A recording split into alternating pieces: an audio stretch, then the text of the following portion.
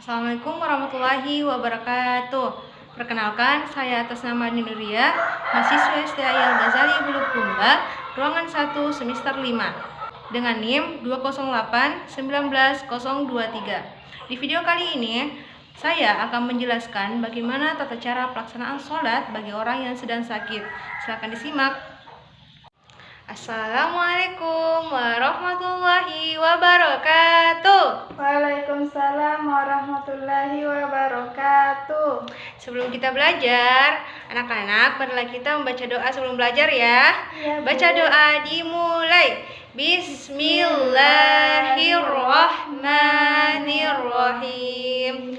Rabbi zidni ilman warzuqni fahman. Artinya, ya Allah, tambahkanlah ilmuku dan berilah aku pemahaman yang mudah.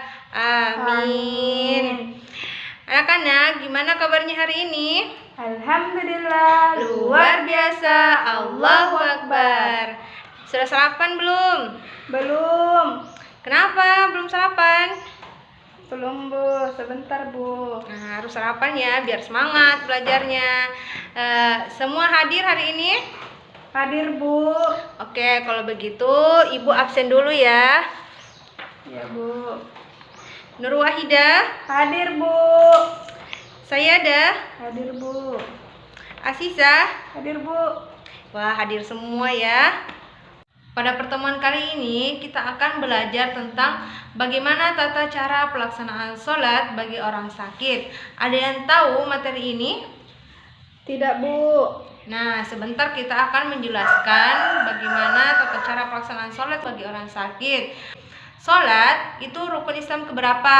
2. Ya, 2. Nah, sholat itu hukumnya wajib bagi setiap muslim dan muslimah.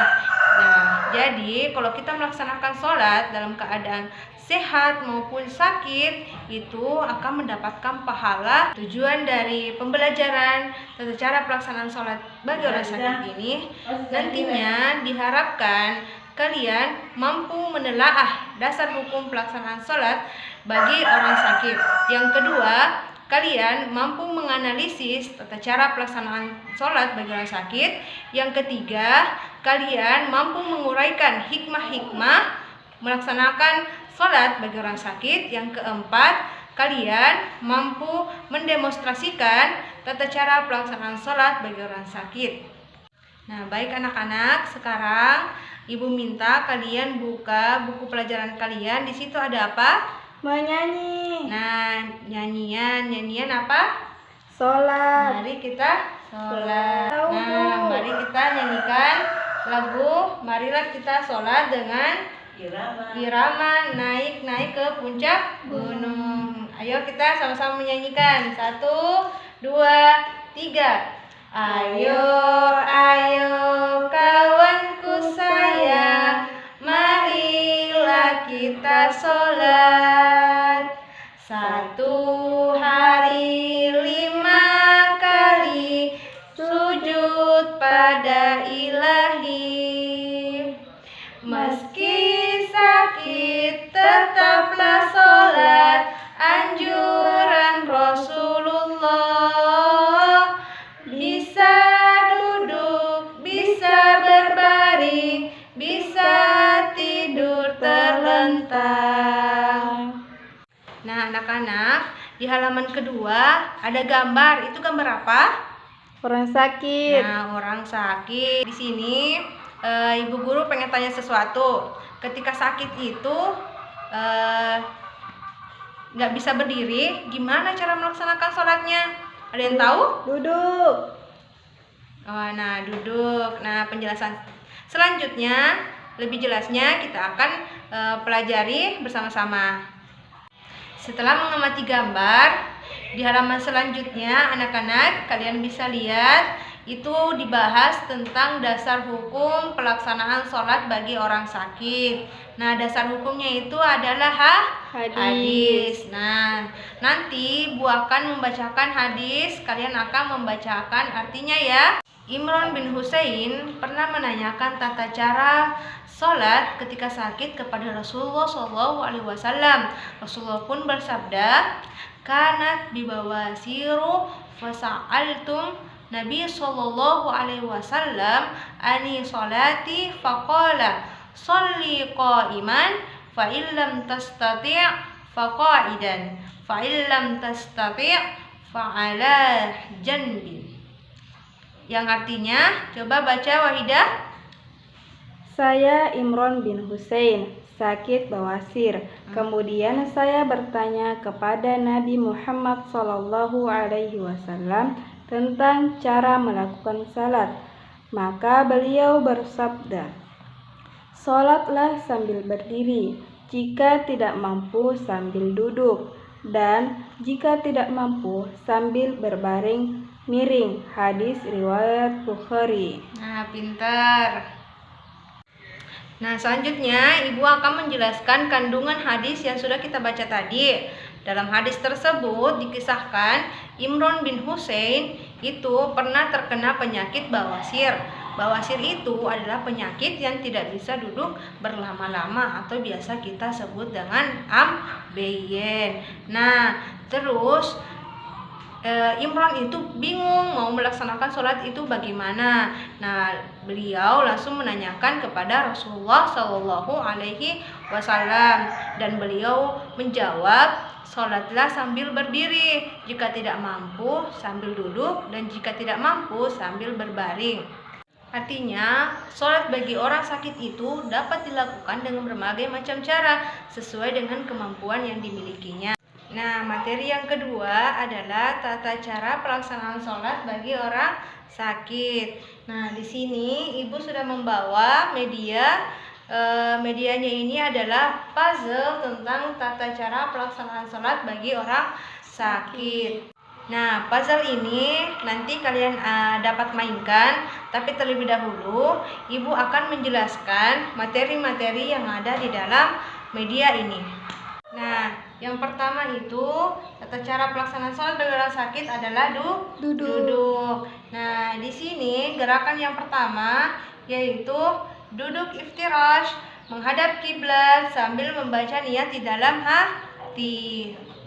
Gerakan yang kedua adalah takbiratul ihram dengan mengucapkan kalimat Allahu Akbar. Kemudian bersedekap sambil membaca surah Al-Fatihah dan juga surah-surah pendek.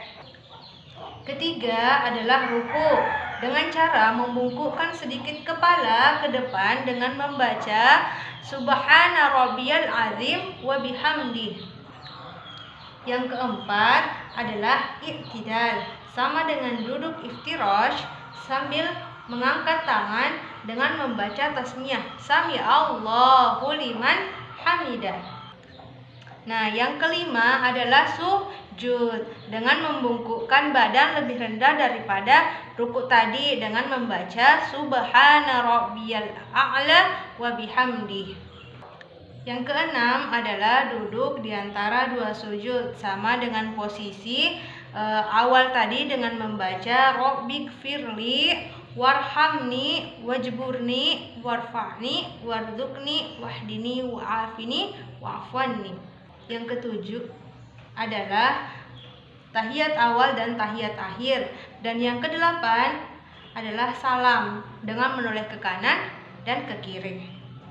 Nah, tata cara yang kedua yaitu dengan baring. Nah, gerakan yang pertama yaitu berbaring dengan kepala di utara, kaki di selatan sambil menoleh ke arah kiblat. Kedua adalah takbiratul ihram sambil membaca niat di dalam hati. Yang ketiga adalah bersedekap dengan membaca iftitah, surah-surah pendek dan Al-Fatihah. Yang keempat adalah ruku, i'tidal dan sujud dengan menganggukkan kepala atau isyarat hati dan dilanjutkan dengan salam dengan menoleh ke kanan dan ke kiri. Cara yang ketiga ialah terlentang. Nah, gerakan yang pertama yaitu berbaring terlentang menghadap kiblat. Yang kedua adalah takbiratul ihram sambil membaca niat di dalam hati. Gerakan ketiga adalah bersedekap dengan membaca surah Al-Fatihah dan surah-surah pendek. Yang keempat adalah ruku sambil menundukkan kepala sebagai isyarat, serta i'tidal kepala seperti keadaan awal, dilanjutkan dengan sujud dan salam. Bacaan sholat bagi orang sakit sama kayak sholat biasanya, namun khusus berbaring dan terlentang. Apabila tidak mampu, maka dibolehkan di dalam hati. Nah, sekarang kalian boleh bermain puzzle ini, tapi sebelum itu ibu akan bongkar dan kalian akan susun sesuai dengan urutannya.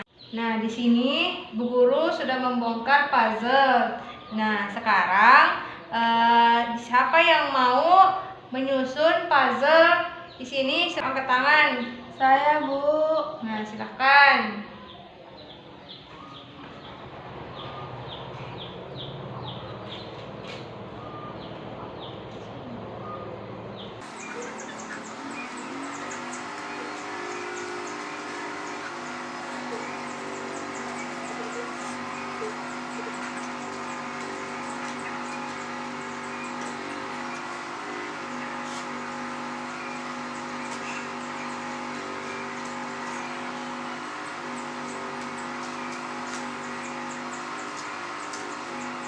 Nah, selesai. Terima kasih. Silakan kembali ke tempat duduk ya. Nah, di sini teman kalian sudah menyusun puzzle yang ibu pegang ya. Nah, sekarang kita koreksi sama-sama. Yang pertama itu duduk iftirash menghadap kiblat sambil membaca niat dalam hati. Gerakannya salah. Harusnya ini gerakannya duduk iftirash, tapi ini bersedekap. Nah, yang kedua itu takbiratul ihram, kemudian bersedekap sambil membaca surah Al-Fatihah dan surah-surah pendek. Nah, di sini dia sedang duduk iftirash, berarti salah ya. Nah, kita benarkan.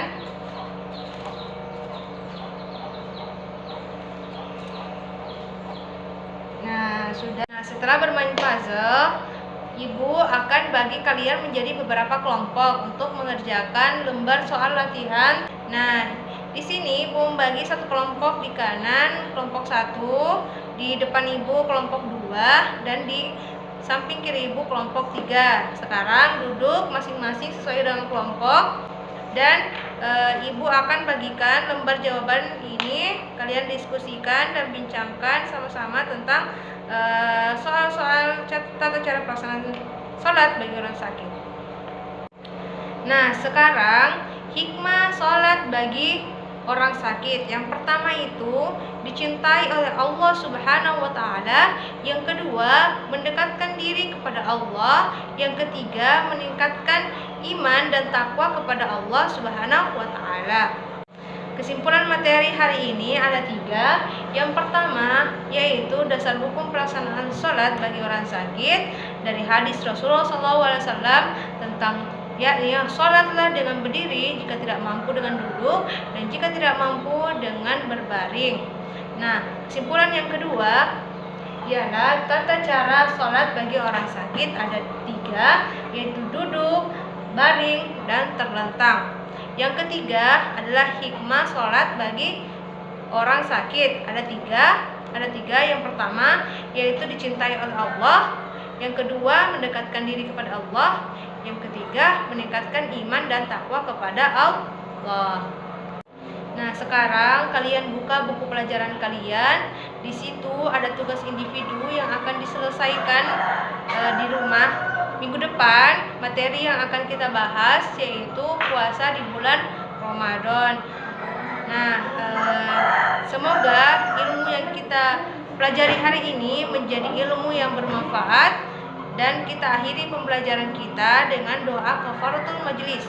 Subhanakallahumma wa bihamdik asyhadu an la ilaha illa anta astaghfiruka wa atubu ilaik. Assalamualaikum warahmatullahi wabarakatuh. Waalaikumsalam warahmatullahi wabarakatuh. Terima kasih sudah menonton video dari saya tentang tata cara pelaksanaan sholat bagi orang sakit. Kurang dan lebihnya mohon dimaafkan. Assalamualaikum warahmatullahi wabarakatuh.